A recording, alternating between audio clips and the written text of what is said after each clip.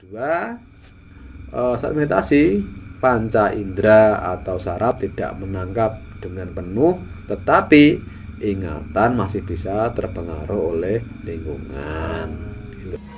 Kodratullah ragane manungsa, sifatullah nyawane manungsa, datullah sukmane manungsa, nurullah roh ing manungsa. Pan aku sejatine rasa, sewu panunggal dadi rasa. Yo rasa, yo nyawaku, yo rasa, yo sok. Cahya biru suwep manjing ing telenging ati, padang sumunar ing sadulurku papat kalemo panter nyawiji manunggal ing angrewang sekehi hajat.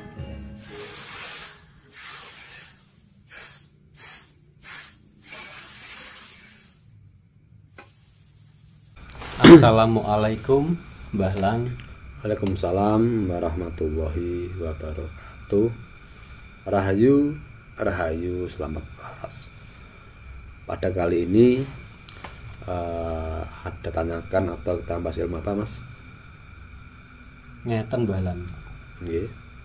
Saya ingin tahu, Mbah, apakah seseorang yang awam dalam dunia ilmu kebatinan itu bisa mempelajari ilmu tentang alam gaib, Mbah, atau mungkin bisa masuk ke alam gaib, Mbah?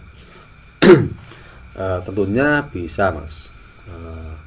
Orang yang tanpa bakat atau pada awalnya tidak paham sedikit pun tentang ilmu gaib bisa pelajari dan menguasainya melalui ilmu terawangan, gitu. Jadi antara mata fisik dan mata batin ada tirai yang menghalangi, gitu. Tabir atau tirai gaib itu bisa diterobos dan bisa dijebol dengan ritual-ritual tertentu. Dan untuk menembusnya hingga mampu masuk ke alam gaib, maka ilmu yang harus kita pelajari adalah ilmu terawangan, itu. Yakni ilmu yang berfungsi untuk melihat alam gaib atau alam yang tak kasat mata. Kemampuan penglihatan yang bisa dimiliki meliputi kemampuan melihat jarak jauh, melihat tembus pandang, melihat masa depan, dan mengerti isyarat-isyarat halus.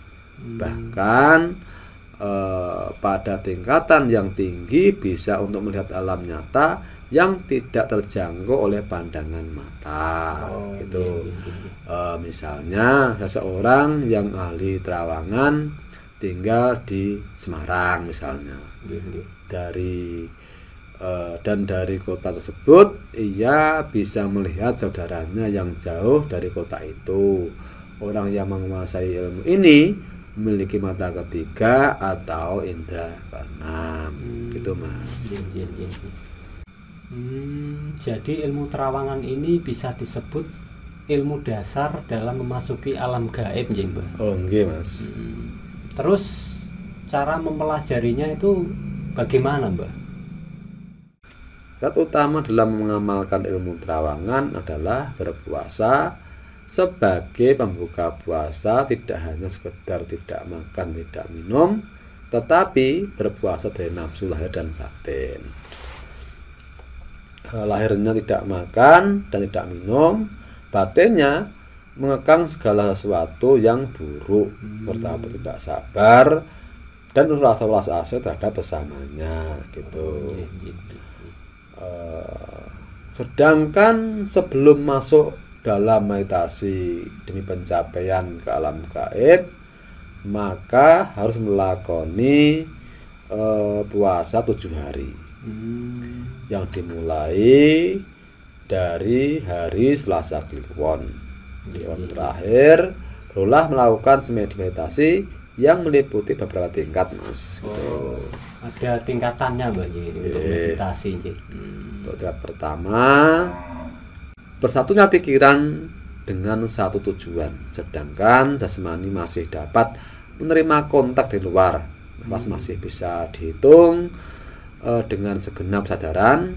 Telinga juga bisa menangkap suara-suara yang datang. Oh, Gitu. iya, iya. Tingkat kedua, saat meditasi panca indera atau saraf tidak menangkap dengan penuh, tetapi ingatan masih bisa terpengaruh oleh lingkungan. Gitu. Dan yang ketiga, merasakan tubuh membeku, Oh, tidak lagi menerima kontak dari luar, dan sudah merasa mati raga. Yang dirasakan adalah kesadaran sudah berada di ujung pikiran. oh, iya, iya, iya. Gitu. Setelah itu barulah masuk pada tahap tingkatan terakhir, yakni raga seakan telah hilang. Pada saat itu pusatkan pada titik cahaya yang lama kelamaan akan membesar. Biasanya warna sejuk putih biru-biruan yang menandakan sudah masuk alam gaib dan melihat makhluk-makhluk halus di sekitarnya. Gitu. Oh, berarti itu meditasi yang terakhir sudah mampu masuk itu, Mbak. Ya sudah. Itu bersamaan dengan ritualnya, Mbak Nji, di malam terakhir itu, Nji. Yes. Itu tidak berbahaya, Mbak, bagi seorang pemula atau yang sangat awam, Mbak. Di dalam pelajari ilmu terawangan, Mas, ini dibutuhkan mental yang kuat, sehingga saat sampai tingkatan masuk ke alam gaib tidak akan merasa panik ataupun ketakutan. Dan agar terhindar dari segala hasutan makhluk halus, maka untuk pemula dibutuhkan seorang pembimbing atau guru spiritual, sehingga akan terhindar dari bahaya dan mampu beradaptasi dengan baik. Gitu. Seseorang yang sudah sempurna ilmu terawangan tidak akan mudah terkecoh oleh tipuan makhluk-makhluk halus, dan roh jahat tidak akan berani mengganggunya. Gitu, Mas. Nggih, nggih, nggih. Kados mekaten nggih, Mbak. Nggih. Nggih, itu masuk sekaligus mampu melihat makhluk-makhluk halus, Mbak. Nggih. Ilmunya terawangan. Nggih, nggih, terus. Nggih, pembahasan kali ini cukup paham, Mbak. Mas, nggih. Dari saya mohon maaf jika ada kata-kata saya yang kurang pas atau kurang jelas. Mudah-mudahan apa yang saya sampaikan menjadi tambahnya ilmu dan wawasan buat kita semua, dan semoga kita semua selalu dalam lindungan Gusti Allah, nggih, serta dapat rahmatnya. Itu, Mas, nggih. Amin, nggih, nggih. Nggih, ngoten mawon, Mbah. Lan mungkin lain kali ada pembahasan ilmu kebatinan yang lain, Mbah.